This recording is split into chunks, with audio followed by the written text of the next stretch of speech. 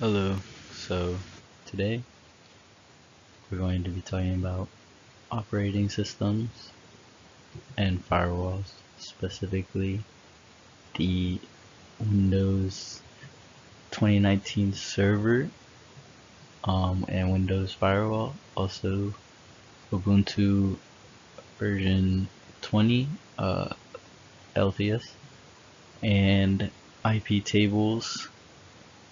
So yeah, my name is Julian Reyes. So the agenda today is the Microsoft Server 2019, Ubuntu Server 20 LTS, long-term supported, the Windows Firewall, which is the Windows Firewall, the one on the Windows OS, IP tables, which is a Linux firewall, kind of sorta, and the hardening of the Microsoft Server 2019, Ubuntu Server 20 LTS, Windows Firewall, IP tables. So start off with the Microsoft Server 2019. So the security capabilities are network protection and controlled folder access, meaning you can control access, who can access what kind of folders. We also have Active Directory for centralized access management, which kind of goes along with the controlled folder access. So basically everything, all the access management would go through one centralized Active Directory. We also have group policies, which are for configuring security and to manage user access, which also goes with Active Directory, and folder access. This is also used to enforce user access, make sure nobody can access something that they shouldn't be able to access. Another security capability, or rather something that would help the security of the Microsoft Server 2019, which would be regular updates. Things in general, softwares being regularly updated is usually a really good thing because it makes sure that the security is up to date, things are patched, and regular known security problems get fixed in these updates. Next we have networking, Windows Fast Open TFO, hybrid cloud capabilities, which are remote desktop, multi-factor authentication, and conditional access policies. We also have storage capabilities like storage mitigation and storage replica.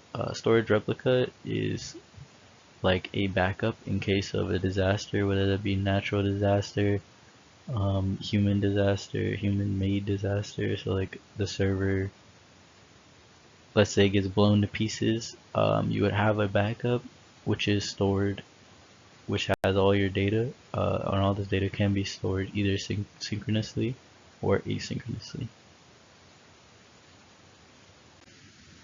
Next we have Ubuntu Server 20 LTS, long-term supporting.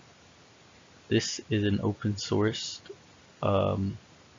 software or server, which makes it highly customizable. So Ubuntu is very customizable. Every aspect of Ubuntu can be, or pretty much every aspect can be customized, whether that be the security aspect, the desktop, so changing the different logos, backgrounds, all that stuff can be changed through command prompt and system settings.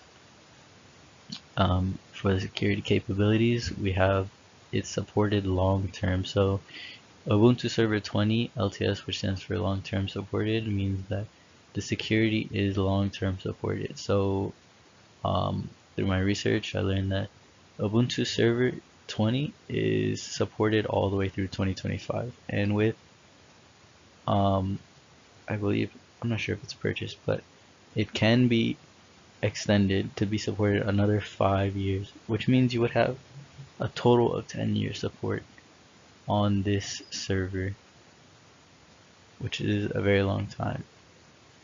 The server also has App Armor 3 for security, and this gives mandatory access controls through security profiles, which means certain people would only have access to certain things, files, and directories. But this can also be changed through different accounts and stuff like that. Very similar to Windows Server, which also has different profiles that can limit access to different things. So like the root account would have all controls, while a basic account might not have access to certain directories and certain files that the root user would not want them to have. This one also has Ubuntu Server 20 also has auto updates, which can keep the server, like Windows Server, up to date, more secure due to it being up to date and continuously patched.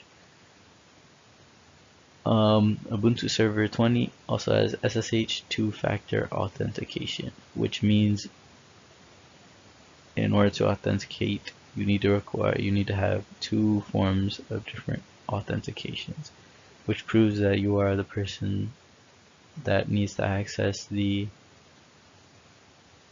material or whatever you're trying to access. This makes it much more harder to get into the server. Makes things very much more secure. We also have that the bootloader writes to multiple disks instead of one, and failing instead of just one and failing, making it more resilient. So the common problem beforehand was that the bootloader was, well, this is kind of history, but the bootloader was failing, and now with Ubuntu Server 20, the bootloader is not failing due to it be writing to one disk. It's writing to multiple disks now, making it more resilient and less likely to fail. Next we have Windows Firewall. First we have packet filtering, so you can control whether or not the packets come in or out. So you can deny so if you'd like to, you can say I don't want any packets coming into through the public network, and you can completely cut that off. Or you can say I only want network packets coming in from the private network. And so we also have IPsec, which is authentication requirement from end to end. I also believe this gives encryption to network traffic. And in Windows Firewall, you also have the ability to manage inbound and outbound connection through rules. These are inbound and outbound rules. Another plus to Windows Firewall would be that it has easy manipulation. So like I said earlier, you're able to block all traffic on one setting, whether it be the public network, private network. You can block all connection, all traffic, all network packets if you felt like so, or you could allow them also. Another plus, one last plus to Windows Firewall would be that it has built-in tools to troubleshoot the firewall and other problems. So we have Windows Firewall Administrator, I believe that's what it's called, and this helps you troubleshoot problems with your firewall and stuff like that. Next we have IP tables. So IP tables have packet filtering, which you can use a set of rules to control the flow of the network traffic.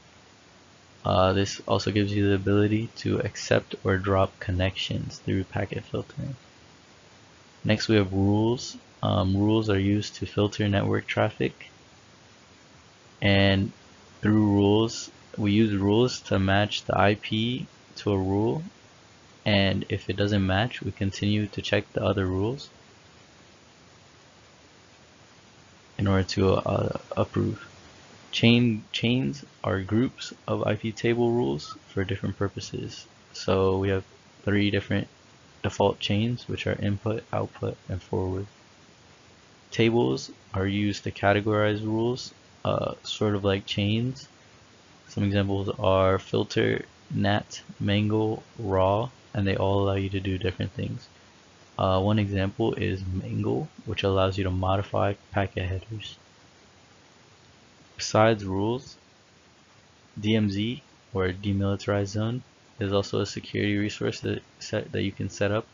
Um, it allows an outside source to only access a specific zone while protecting the rest of a person's network or company's network. So if an outside company wanted to access some information on my network, I can set up a DMZ that only allows them to access this specific piece of network. So I have some hardening recommendations for the Windows and Windows firewall hardening recommendations. First would be to set up a DMZ. Like I just explained, this would allow you to only have someone only have access to a specific part of your network and information, which can be very helpful when dealing with big enterprises, outsourcing to small enterprises. You could have the small enterprise only access a small amount of data, or vice versa. Another hardening recommendation would be to adjust your firewall settings to allow or disallow network traffic.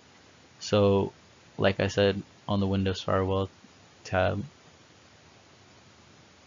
in order to harden your firewall, you can disallow traffic, which would mean some places cannot access your computer. They can't get through your firewall because they're not allowed to have network traffic flowing through back and forth. Another hardening recommendation would be to use group policy for more security on the server. One server recommendation would be to have server backups, server replica. This would allow you to have backup in case of a natural disaster, in case of human disaster, human error. Some firewall and server recommendation would be password requirements. This makes sure that a password meets certain criteria so that it's harder for someone to get that password or access user information on a server or through a firewall. And another hardening recommendation would be to use IPsec. This encrypts traffic, making it harder to get into network traffic. Some Ubuntu Server 20 and IP tables hardening recommendations would be to configure firewall to restrict specific accesses, much like the other Windows. You would like to configure your firewall to restrict access from people you don't want accessing your computer, or allow access to specific things you want people to access. Another one would be to limit user access controls, use least privileges, which would be giving the user the least privileges that they need. And this goes with limiting your user access controls because you don't want people accessing something they shouldn't be able to access. This goes a lot with the firewall. This would go for Ubuntu server, people on the Ubuntu server. We also have keep server and firewall settings up to date. This allows your security to be patched. Like I said before, this is a long-term support. So the security for the server is long-term. It would be good to keep it continuously patched throughout all 10 years if you're using it. Updated so you would have the most recent security and patches. Also, this one, you would like to keep your server backed up. With any server, there could be disaster, there could be mistakes, unluckiness, which could destroy your server. You'd like to have a backup of your data, your information, all that you've worked on, just in case something happens, so you can go back and retrieve your data, get your data back. Also, it would be good to have intrusion prevention for the server, and you can also configure your firewall to keep people out, so intrusion protection. And also, you would recommendation. It wouldn't really harden, but it would be good to analyze the logs in your server and the logs of your firewall to see if there were any breaches or anything else.